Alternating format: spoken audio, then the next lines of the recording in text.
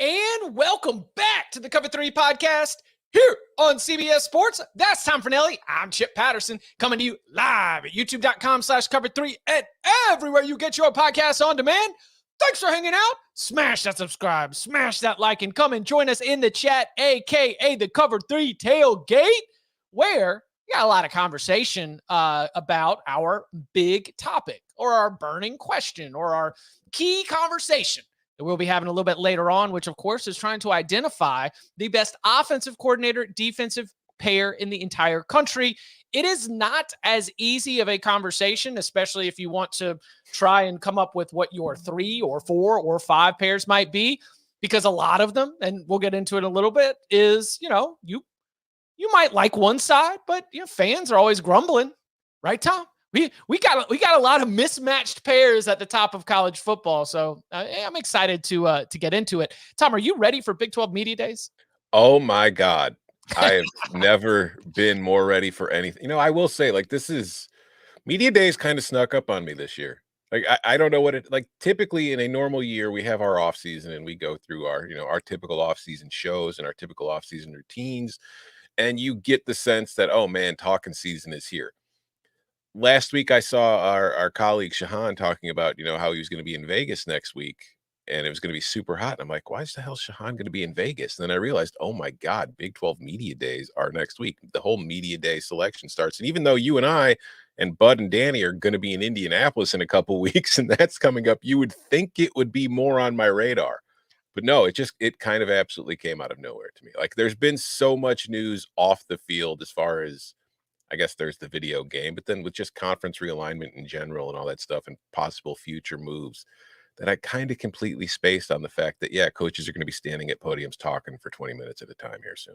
I felt it. I felt it I think yesterday morning, I woke up and I was like, okay, because this is the season. I mean, this is where we are no longer trying to, we're no longer trying to put things together to be able to, get an interesting conversation around college football, because the conversation will be ongoing. It is talking season for a reason, and that is going to begin this week in the Big 12. So the Big 12 did it right. They're jumping out ahead of it. Okay. Ain't no buried here. Everyone, for those of you who want to continue this conversation, Tom and I are going to be on CBS Sports HQ at 12:20 p.m. Eastern time, talking about the Big 12. I'll be on CBS Sports Network at 3:40. This is the burning. Today's show won't be running long. So I'll go blank slate here. Where do you want to start? What are some of the things that you're looking forward to hearing, learning, or seeing from the Big 12 this week? I mean, just in general, Oklahoma and Texas are gone. So it's a brand new league, and it's, obviously Deion Sanders is going to attract a ton of attention. Colorado joining the Big 12, he will be there speaking, but they're not the only new school. I think Utah coming in, Arizona, the Arizona State. It's just, it's hard to do it at media days, but who's going to be the main attraction outside of Deion? Deion will be the main attraction, but as far as a team that people think have the ability to win, is Kansas State and Chris Kleiman going to be looked at any differently? Is Oklahoma State and Mike Gundy going to be looked at any differently now that the two big dogs in the league have left and everybody's kind of fighting for that crown now? So obviously that won't be settled in the next week, but it kind of begins this week. Do you draw the line? Because you just mentioned 3 teams that I am interested in going into this week. And Utah in the preseason poll was barely picked ahead of Kansas State. I mean, just the smallest voting margin, maybe one first place vote difference. I mean, those two very much, and in the betting market as well, I think we call them the co-favorites. Ollie Gordon, the only unanimous pick to the first team preseason all conference and the preseason player of the year. He leads an Oklahoma State team where I do think the narrative there is, is this another year? We've seen Oklahoma State knocking on the door. There was the close game against Baylor a few years ago in the Big 12 title game where you're looking at a chance for Mike Gundy to add some hardware to what is a pretty impressive legacy. Do you draw the line after those 3 when you try to imagine what the real sort of contender conversation is? It's a very thin line if I do. I don't know. I would argue Utah's the favorite. I would argue Kansas State is probably my second favorite to win the league, but there's no real gap between any of these teams to me at the top. Like Kansas can win the league. Arizona. Arizona can win the league. Texas Tech, if things go right, can win the league. Now, I don't know if I would consider them an actual contender, but there's really not a clear-cut option here because if you look at Kansas State, Avery Johnson, a lot of hype, a lot of potential surrounding him, taking over for Will Howard at QB, but we haven't seen him do it. Like, there's no guarantee that Avery Johnson is going to work. You look at Utah, Cam Rising's back for his 9,000th season with the Utes, but we saw what happened last year when Cam Rising, why does he have so many seasons? Because he's been hurt and he's missed time.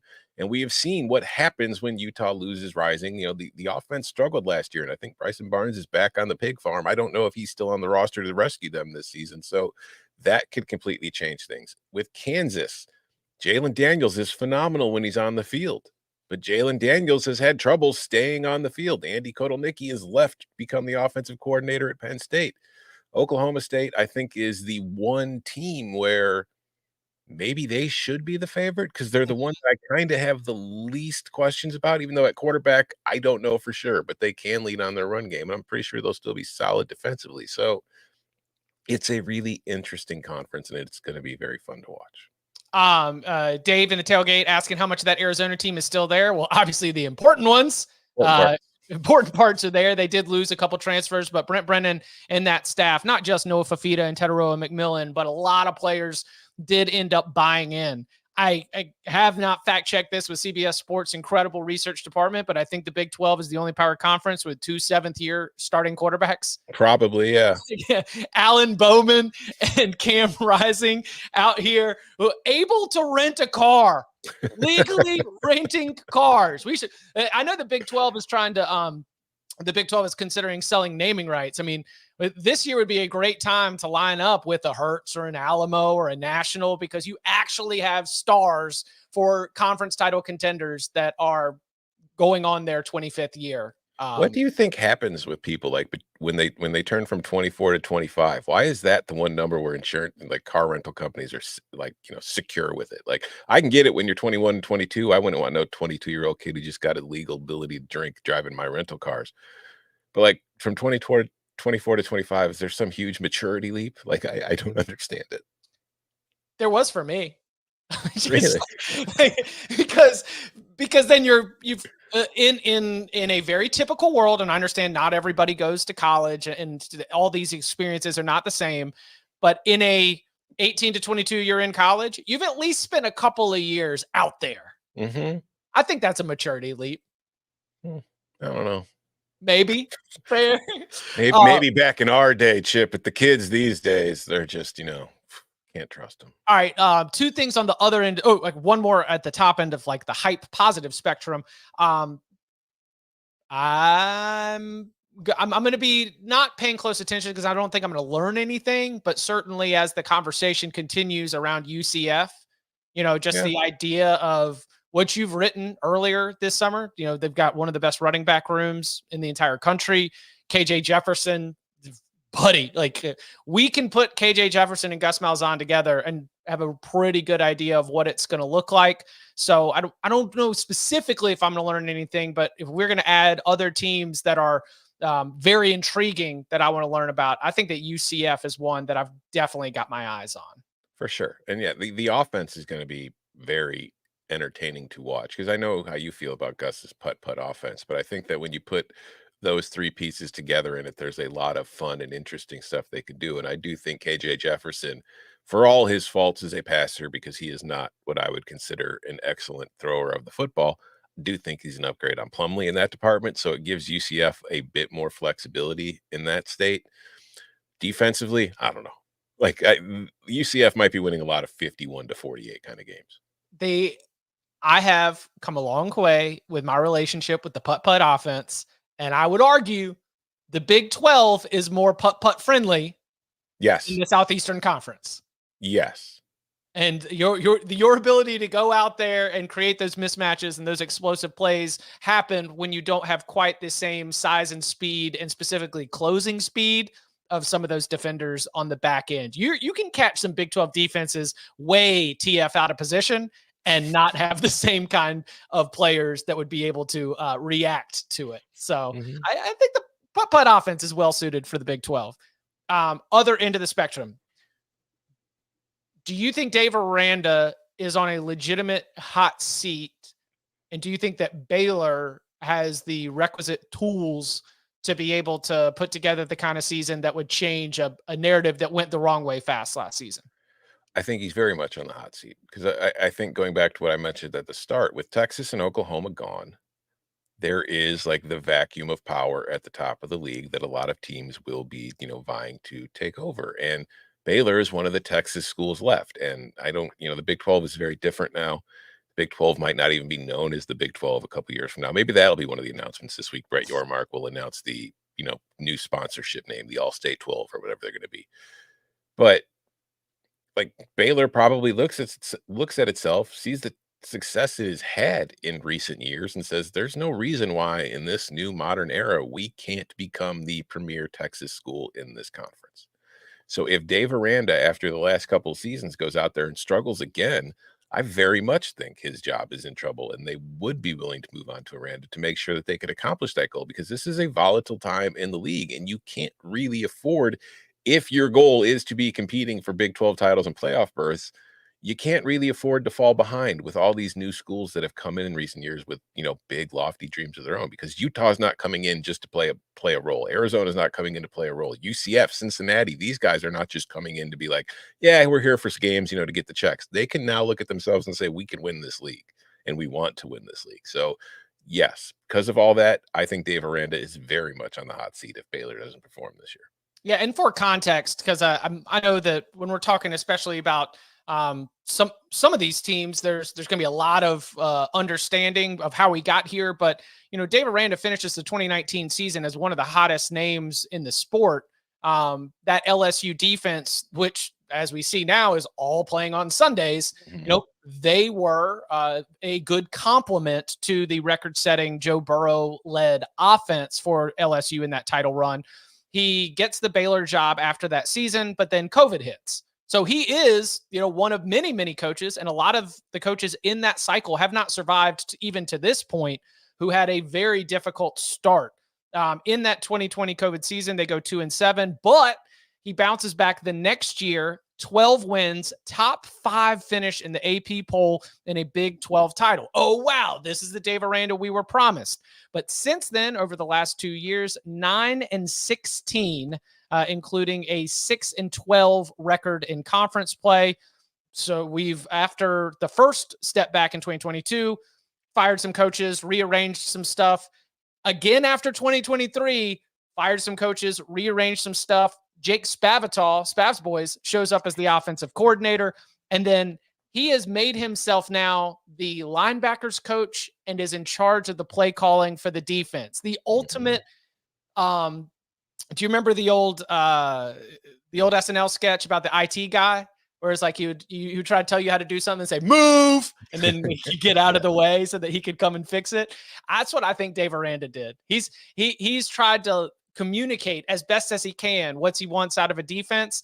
And now with his job on the line, he's like, I'm either going to fix this or we are all going down because of me, because he has absolutely put his name to whether or not this Baylor defense can be successful. And I think that decision alone answers the question of whether there's pressure on Dave Aranda going into this season, because I don't think he's making that decision if he feels comfortable.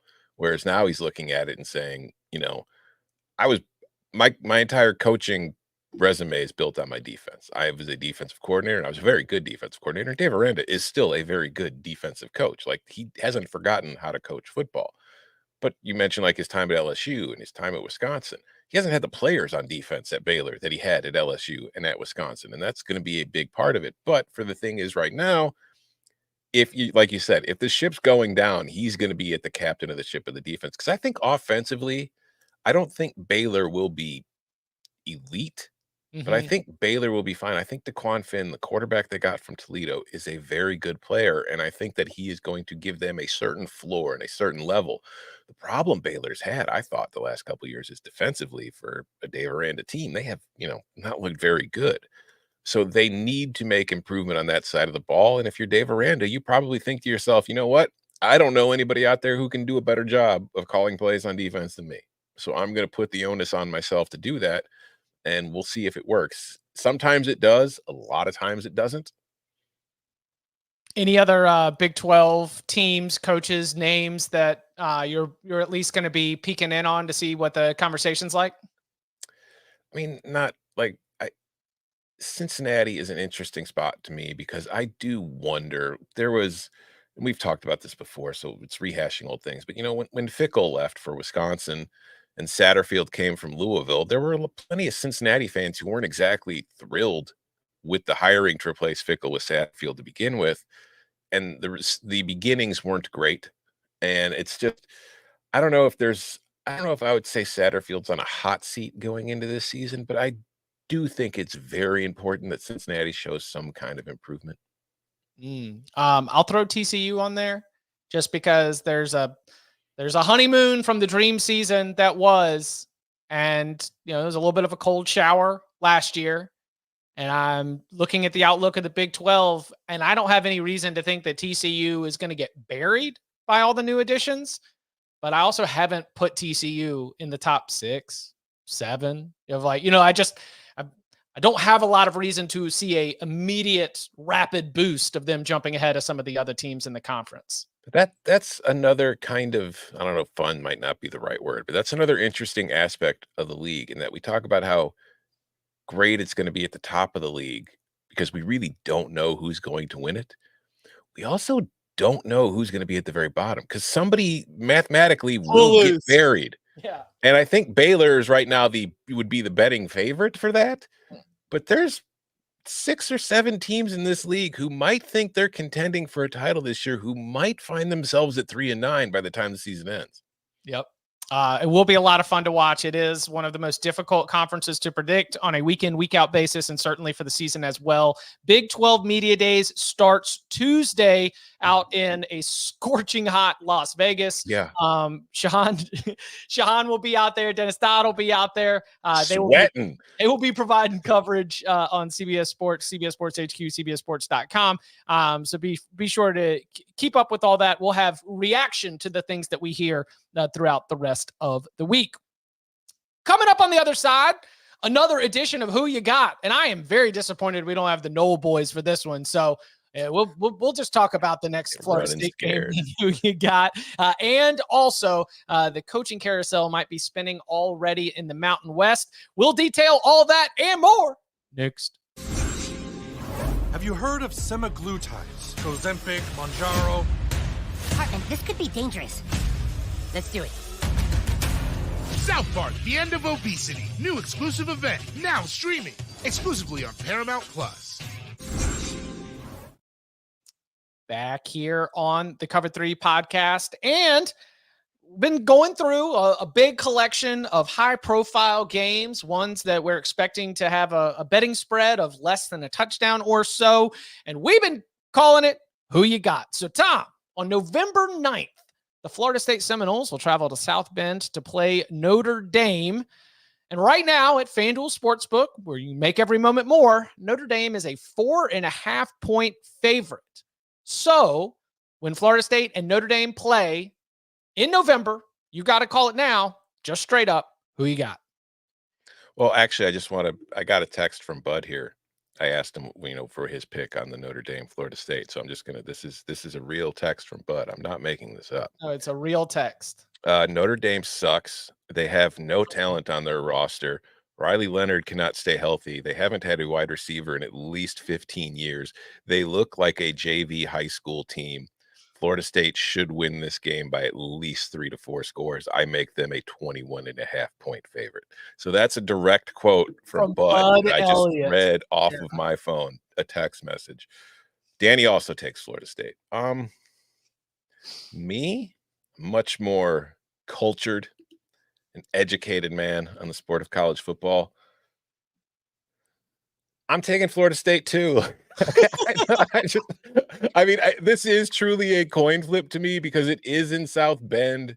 And I think Notre Dame is going to be better this year. And I think Notre Dame can win this game. I think I would take Florida State on this spread. I think 4.5 is a bit too much for my numbers based on what I've seen, but I can also see Florida State completely like disappointing this year. And but by disappointing, I mean 8-4.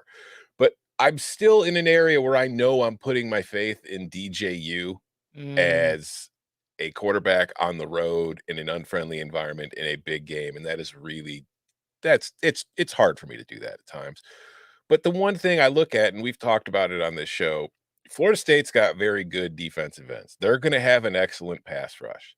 Notre Dame lost 2 great tackles in the draft last year. And while I expect that the offensive line is not going to completely fall off a cliff because they've recruited the position well and they develop guys well, they don't have a Joe Alt. Like that guy does not just, you don't pull one of those guys off the street every year and bring him in. Like that is a legit special talent that they have had at left tackle. So they're going to downgrade there, and they're going to be going up against these Florida State edge rushers. And I think in a game like this, that is going to be close.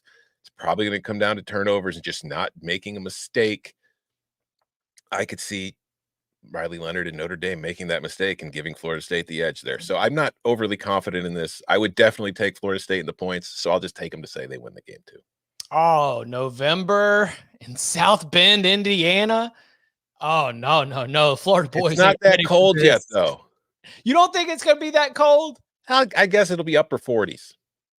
Now, if they play it at night, that's what I would be doing if I'm Notre Dame. I'm trying to get this game played after the sun goes down. Correct. I would think I'm not in charge of Notre Dame's television, obligations, but I happen to think it might actually. I don't think it's already announced, but I would predict that this is a 7:30 p.m. Eastern time kind of kickoff.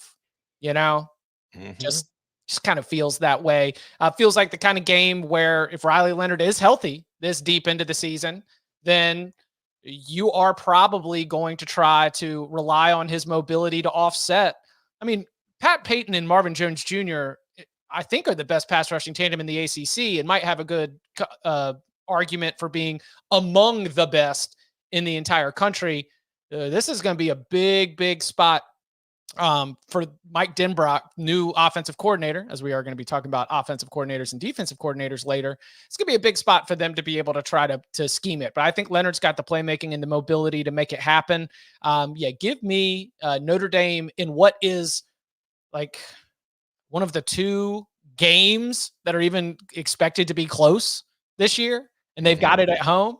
Give me the Fighting Irish on that one. Shout out to Michael Campbell, as always, whenever we do discuss the Fighting Irish.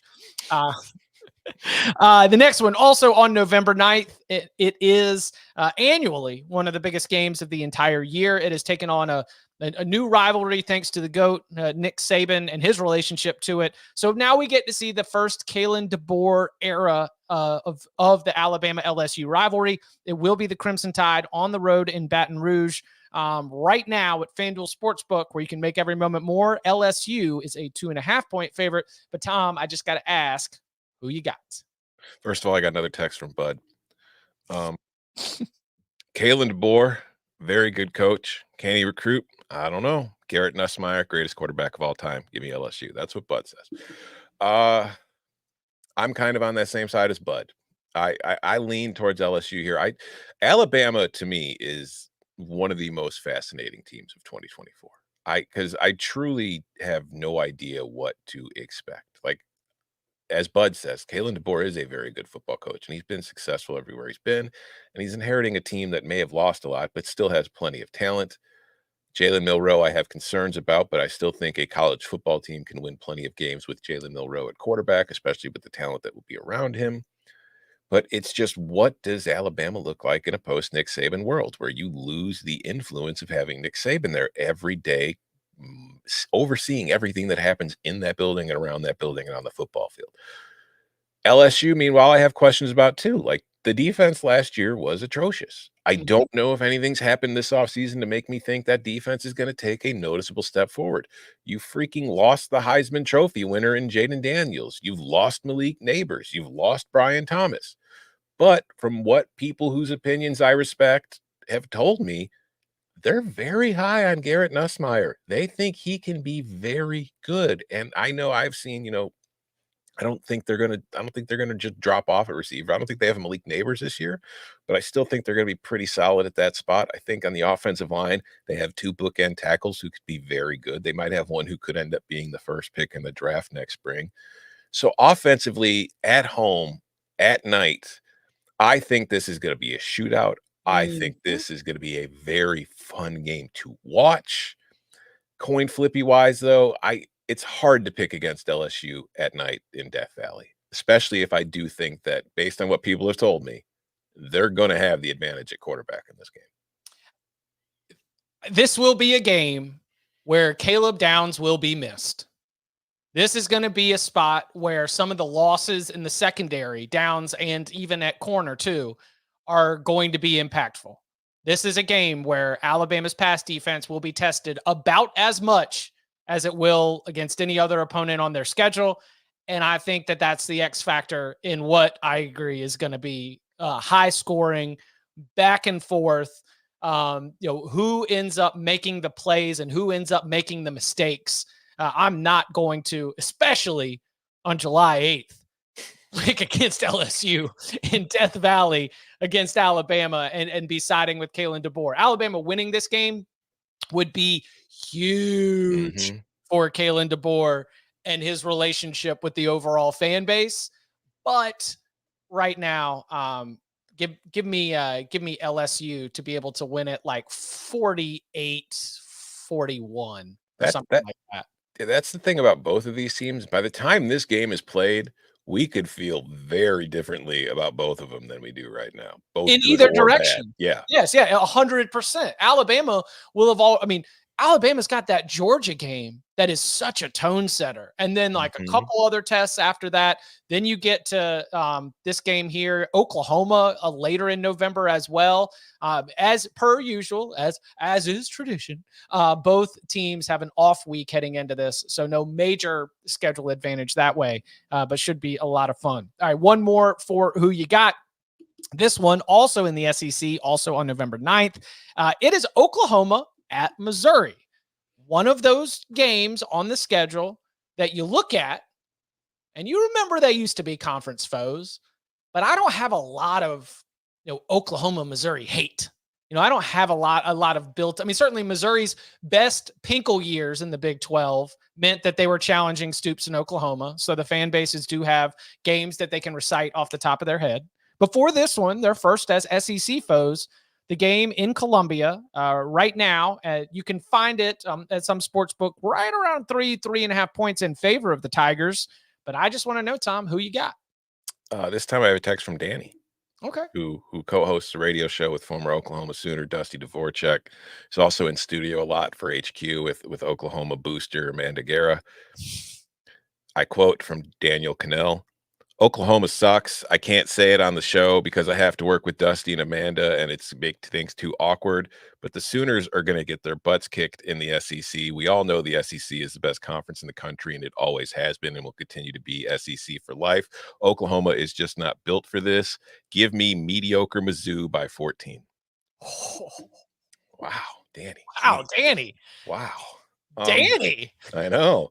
Mediocre Mizzou. Danny's been on some message boards lately, pulling that stuff out. But I'm kind of gonna fade the narrative about this. I think Oklahoma is being too easily overlooked. I think Mizzou might be getting a little too much hype. Like, I know Mizzou was very good last year. I know I'm higher on Brady Cook than Bud is, for example, and I love Luther Burden. And I think that right now Drink is absolutely crushing it on the recruiting trail. I think Missouri has figured some stuff out and they are taking great advantage, like thanks to some of the laws in that state. They're doing a very good job getting the talent there. I just don't know if this year is a year where I look at Mizzou as a team that's going to take a step forward as much as it might take a small step back before Mhm. taking a larger step forward again in the future. So I'm going to go Oklahoma here. I just think that if this does come down to a quarterback battle, as much as I like Brady Cook, I think Brady Cook is a Jag plus. I think Jackson Arnold is the guy who could be a Heisman contender, who could be a first round NFL draft pick. So if Arnold lives up to that, if that offensive line gels like I expect it to gel, and if that defense is improved, I think the Sooners are a team that could end up winning 9 or 10 games that everybody just kind of thought was going to go 7-5. And if that's going to happen, this is one of the games they have to win. So give me the Sooners. I know I backed myself into an Oklahoma win total over position, and I've got to go find them. Now I've got to go find the 8 wins as I'm sitting there like 7.5 is disrespectful. Better quarterback is a good argument there. I do think that when you look at, and I think Bud's walked us down this road before, what we have yet to see Oklahoma do outside of beating Texas in the Red River rivalry Win a big road game. Win a big game away from Norman. Mm-hmm. So I will go with I agree with you. They might be flying too close to the sun aspect to just sort of the Missouri hype, but I do think the reason for that hype is the success of last season, how much of that roster is back this year. And so, yeah, I'll go Missouri here, but it is not with my strongest conviction. I do think that if this was out at 3.5, 4 points, or even especially up to 4.5, I'd probably be taking the Sooners on the spread, but that's not what we're doing here. We're doing a coin flip. Who you got? And I will go with the Missouri Tigers. So give me Missouri to get it done at home. I just want to, here's the thing, like the Oklahoma road game narrative. I mean, yeah, it's kind of a limited sample size. It is an extremely limited sample size. Like they lost to Kansas on the road last year by 5, and they lost to Oklahoma State by 3. Those are pretty much the only quote unquote big road games that they've played. So I don't know. I get it in that they haven't they haven't had the success on the road, but I don't think they've been in very many big road spots. So now in the first season, maybe there were more, but that team just wasn't that good. Yeah. Because it was a complete overhaul. So I don't really put too much stock in that season in anything that happened. If I'm pulling this off the top of my head, I apologize if I'm wrong, but wasn't the Kansas Oklahoma game last year in Lawrence the one that had like a 2-hour rain delay? Possibly, I do. Like it was kind of like they came out and then they had to leave. And anytime that happens, you always have to think about the way. I mean, good teams overcome adversity, rah rah rah. But always something for our analysis to take into consideration when looking at that. That's something we should have somebody research for us. Get one of the interns on it. Like when games have long weather delays, what's the win rate for the home teams who are in their nice, comfy locker rooms while the road team is stuck in whatever utility closet they got them in?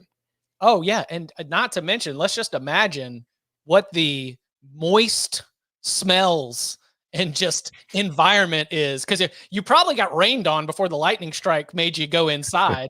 That means you're just like a wet dog in there. I mean, I gotta think it's going to be better off for the home team in that, but you never know. We'll have to dig into that. All right, one quick little bit of news, and then we'll get into our offensive defensive coordinator combos. Right now, as we are talking, Monday at 11:34 a.m. Eastern time, Blake Anderson is suspended indefinitely. Utah State acted to suspend him indefinitely, and they have notified him that they intend to terminate him for Title IX non-compliance. To go through this story and to try to figure out what went wrong certainly reveals, according to the reporting, number one, a contested set of facts regarding when something was passed. Was it handled properly? Was it passed on? I mean, there are rules set in place so that, any Title IX complaint must be handled with a certain procedure, a certain order. The school believes that Blake Anderson did not. Blake Anderson seems to contend that their ability to fire him, and whether this is him just defending himself, that they don't have the story right. I can't parse this one way or the other. I'm not a Title IX expert. I will say it was an incredibly surprising bit of news to come out late last week, considering, the way that Blake Anderson has been a figure in college football, tragically, losing his wife. He's had a lot of just family issues, and part of moving out of Arkansas State and going to Utah was a chance to reset. He had become sort of, for some college football fans, a little bit of someone you rooted for. And so it's disappointing, I would say, is my biggest development here. And certainly something for a Utah State team that I did not pick them to be contending with a Boise State or, for the preseason conference title favorite, but I certainly thought they could wind up as a bowl team. What'd you make of this story? And I got to think this is going to end with Anderson. Ultimately, he's fired. Yeah. Okay. He's going to be terminated. He's not going to contend this and walk back into the locker room. Correct. I got my job back, boys. Correct. He's not going to win a lawsuit and then end up being the coach. He's fired. From this point on, it's just about figuring out how much of his contract Utah State's going to have to pay him. That's really what the next, however long this plays out, is going to take. As for these, the reasoning behind it, like this stuff first came out in 2021.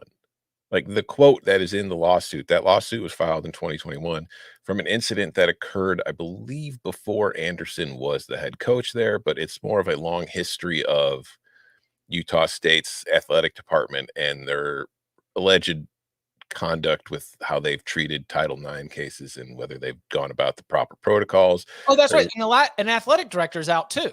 Exactly. Yeah. And there was, I think I read, it was the Department of Justice investigated it, and they did find that there was a very large number of these cases where Utah State did not go about the proper protocols. Blake Anderson was on tape saying, basically warning his players, or what was the exact quote? It was something about, there's never been a more glamorous time. It has never been a more glamorized to be a victim of sexual assault than it is now. Which is not a good thing to say. And I'm not going to defend it at all. And there was also a police officer who spoke to the team who warned the players of having relations with members of the Church of Latter-day Saints because they sometimes will regret their decision and then will accuse you of never giving you consent to do it. And these are things they were telling their players. And I'm not defending it. And there is, whatever, like Anderson issued an apology for it 3 years ago for saying it, but it's also a thing that I think kind of happens. It's when you take those quotes out of context, I think a lot of coaches, when it's like anything, they're using scare tactics to keep their players from doing something stupid and getting in trouble. So they say stuff like that just to be like, don't go, around sleeping around with girls. You never know what's going to happen. Just focus on football. Football's your life, blah, blah, blah, yada, yada, yada. So it's a very tricky situation. The timing of it is odd to me because, again, this all happened 1 month before fall camp. Yeah, this all happened 3 years ago. The quotes were known 3 years ago. Like it happened before the LA Bowl game against, where Cooper Legas went off and they won the Los Angeles Bowl. And Anderson apologized and then everybody just kind of moved on. So now for it to come out again, I don't know if that's just a legal process for whatever reason it took this long, or if there's just another movement behind the scenes because somebody wants to get this over with and move on. I don't know. That's going to be settled in the courts, but end of the story is Blake Anderson won't be coaching another Utah State football game. Yeah. So yeah, disappointing all around. They are going to be in an interim coach situation, which we of course are going to apply to our expectations. The disruption that causes for the players that are on that team. Hey, you've got an example up in Evanston of how this can go well. David Braun leads that Northwestern team to a bowl game. They beat Maryland. That's right, Northwestern beat Maryland last year. I just want to let that linger. And Northwestern beat Illinois too, knocked Illinois out of a bowl game. That was very disappointing. Everybody crying tears, but that's an example of how, the coach, and David Braun was named the head coach. He was able to make the most of the situation. We'll see if Utah State's players that are still there are going to be able to do that as well. Coming up on the other side, we're going to be dealing with a lot of reacting to Big 12 media days later in the week. So I got to let the people have their voices heard. We had a great question come into the big old bag of mail. We're going to spend some more time digging deep on who are the best offensive coordinator, defensive coordinator combos in the country heading into 2024. We'll give you our picks next.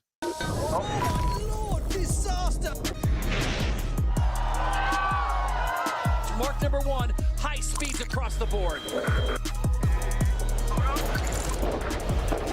Time has come to decide the top team of the year. The battle is on.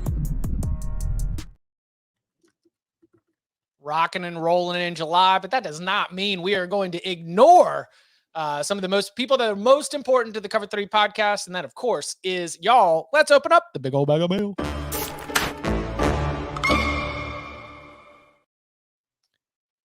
This question comes from Anthony. And Anthony says, love the show. Also, the summer school series is the best way to preview the season.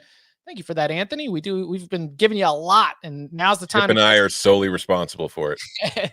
Thank you to Bud Elliott, and thank you to you, Anthony, for pointing it out. My question is, ignoring the current head coach's ability, what are the best offensive coordinator, defensive coordinator combos in the country heading into the 2024 season? I mean, was the number one as obvious to you as it was to me? Ohio State? Yeah. Okay. Yes. That's why I said at the beginning of the show, it's maybe easier to open this thing up into like, okay, let's come up with 5 to be able to start putting it together. And then that's when you start to get into, fans might not be as high with one side as they are with another. But I don't know a single Ohio State fan with Chip freaking Kelly as offensive coordinator and Jim Knowles, who took a leaky, talented defense and just tightened all of the screws at defensive line, linebacker, and the secondary. I mean, the Silver Bullets were on fire last year, and they bring almost everybody back. Yes, Ohio State to me is the easiest one to be able to say, like, yep, that's probably the offensive coordinator, defensive coordinator, because I think Jim Knowles. Do you think Jim Knowles would be your number one defensive coordinator in the country right now? Top 3 for sure. I mean, I think that you kind of parsing differences in whatever people prefer in certain spots, but I don't think you could put him lower than 3rd. Yeah. And then you've got Chip Kelly. So and then you've got Chip Kelly. Yeah, I know. So it's just, yeah. Well, that's cheating. All right. So now let's expand it a little bit. Who else do you think deserves a spot in that conversation?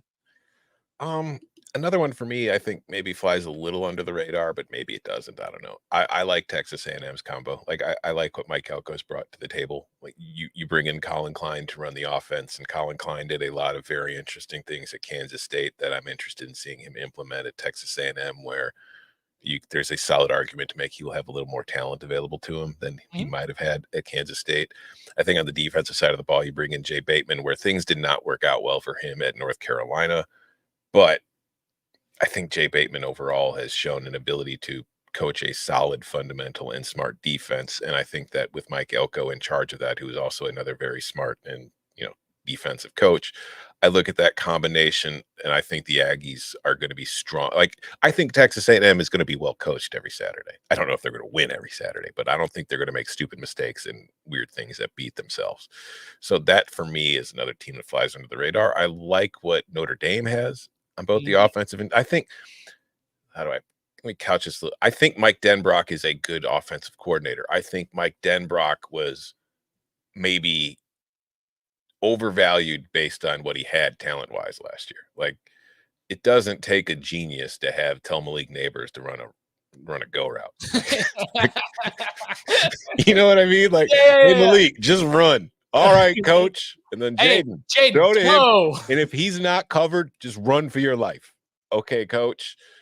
But I think that a good coordinator understands what he has and takes advantage of it. And I think Mike Denbrock over his time has done a very good job of taking advantage of the talent available to him. And I think at times there have been years where he did not have a wealth of talent available to him. And he didn't have a great offense, but I think he got just as much as you could reasonably expect.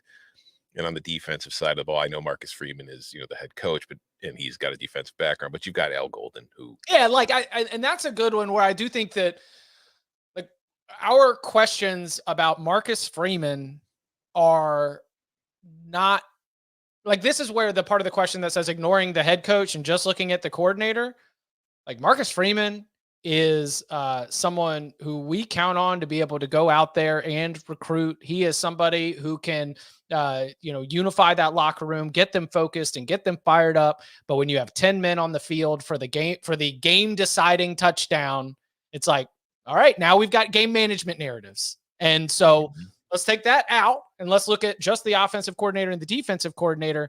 I think Al Golden's tremendous. I think he is a very, very good defensive coordinator.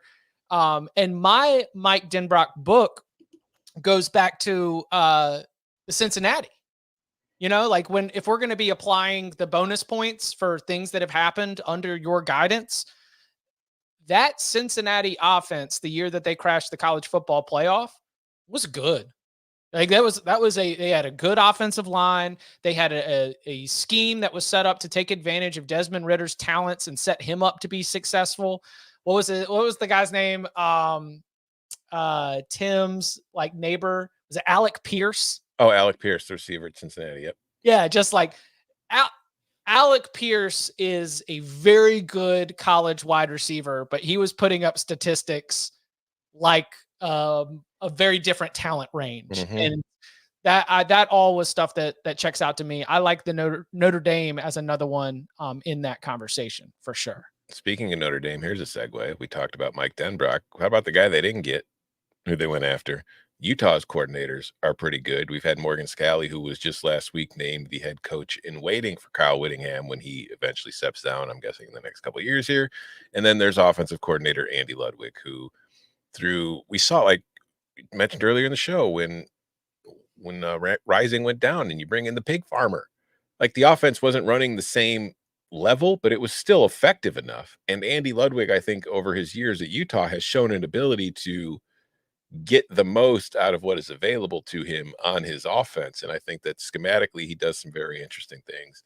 And I think he's one of the more underrated offensive coordinators. I mean, there's a reason Notre Dame was throwing money at him, trying to get him to come.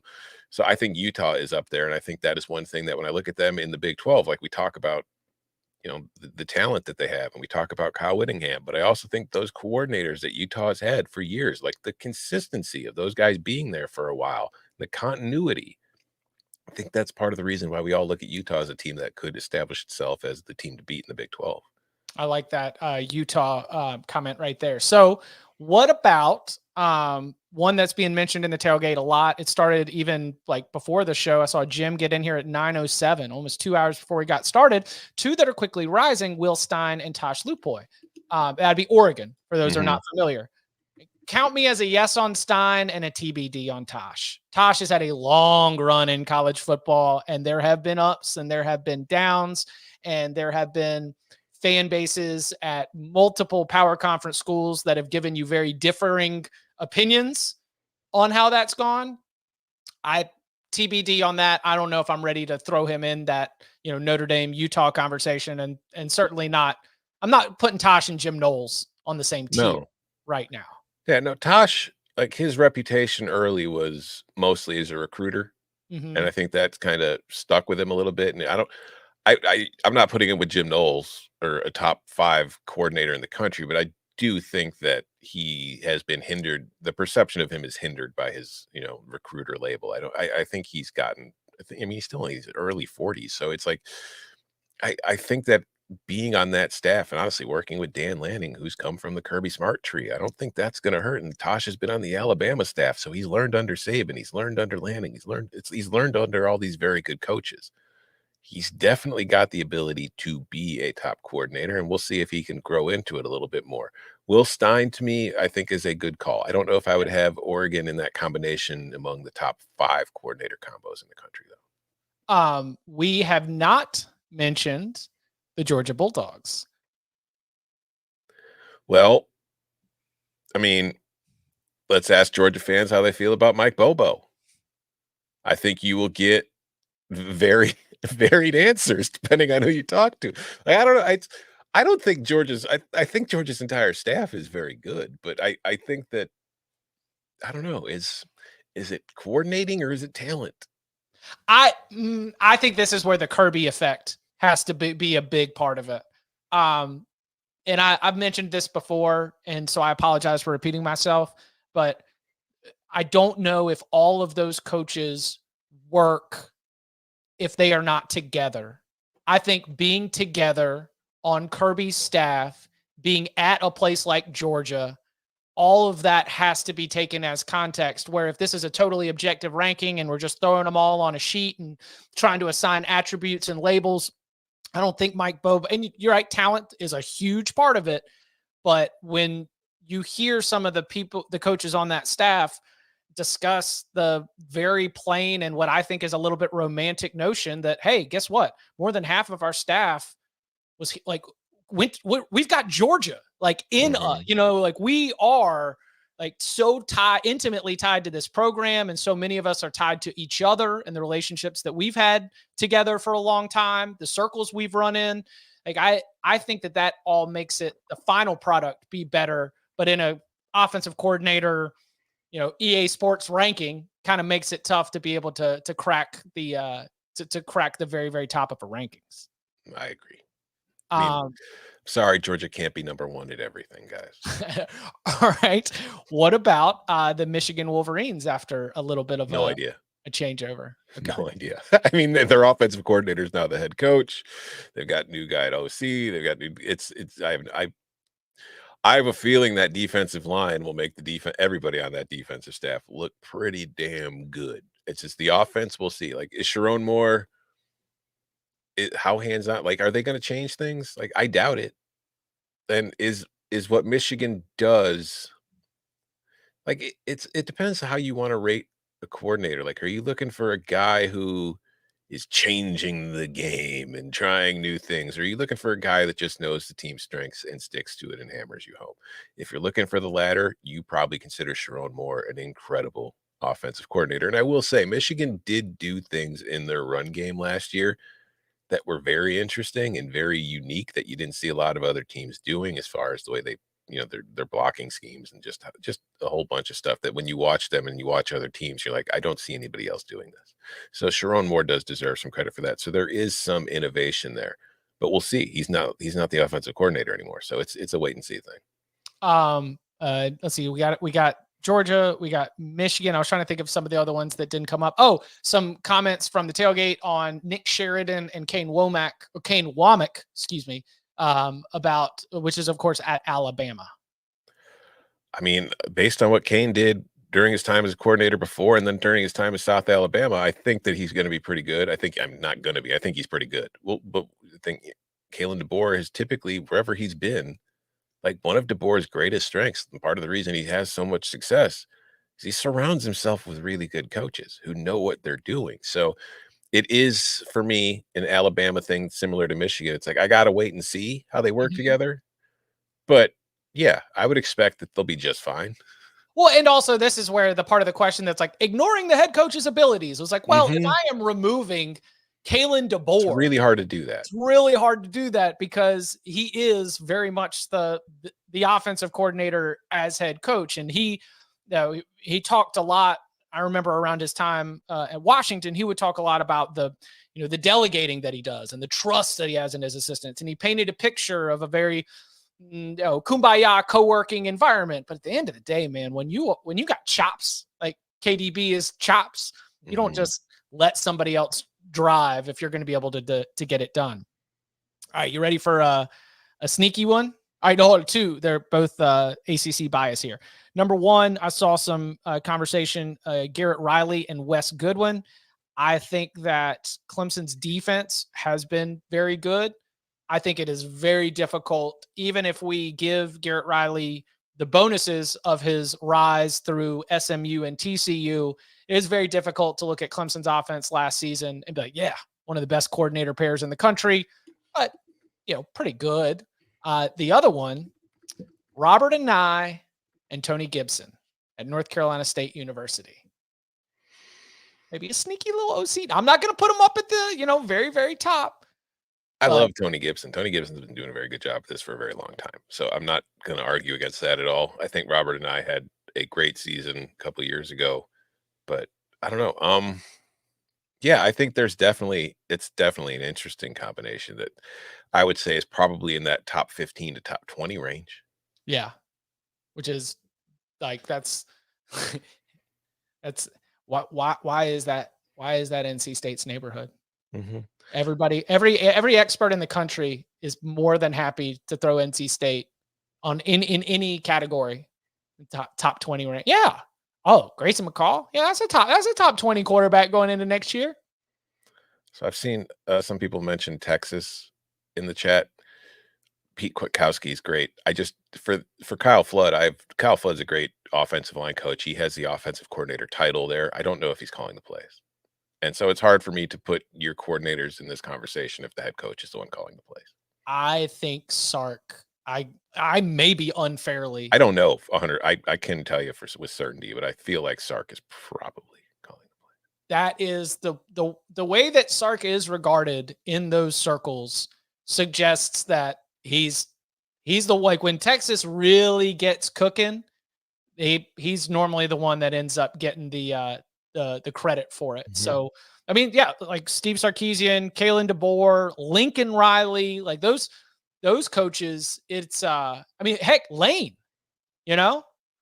Also, you mentioned Texas A&M earlier. Can we just think about the just top to bottom shift? Because I thought that no one was going to mention Texas A&M, and I was ready to come with the Colin Klein, Jay Bateman, and just mention that we went from Bobby Petrino and DJ Durkin to Colin Klein shift. and Jay Bateman. I mean, and let's throw Jimbo in there too. You know, Jimbo, Petrino, DJ Durkin to Mike Elko, Colin Klein, and Jay Bateman. I mean, if there's a reason to be bullish on Texas A&M, it's just that things at least are different. You know, more likable on that sideline than it used to be. I'll tell you that much. Yeah, I mean, just wildly different vibe shift. But always a fun conversation. If you've got any, like if you want to continue this conversation, the Big Old Bag of Mail is always open. All you've got to do is go leave us a 5-star review. And in that review, you put your question. We will throw it in the Big Old Bag of Mail and tackle it maybe in a future mailbag episode, or maybe just in a regular episode. This is what we're trying to do to keep the conversation going all through July. Things are about to get crazy. I mean, we're going to be doing our first win totals episodes a little bit later on this month. As Tom mentioned, the Cover 3 podcast will be together live in Indianapolis with coverage of the Big Ten Media Days. SEC Media Days are next week. Again, Big 12 starts Tuesday. Buddy, the season will be here before you know it, and we are excited to guide you the whole way there. And you can follow him on Twitter at Tom Fernelli. You can follow me at Chip_Patterson. Tom, thank you very much. See you in 20 minutes.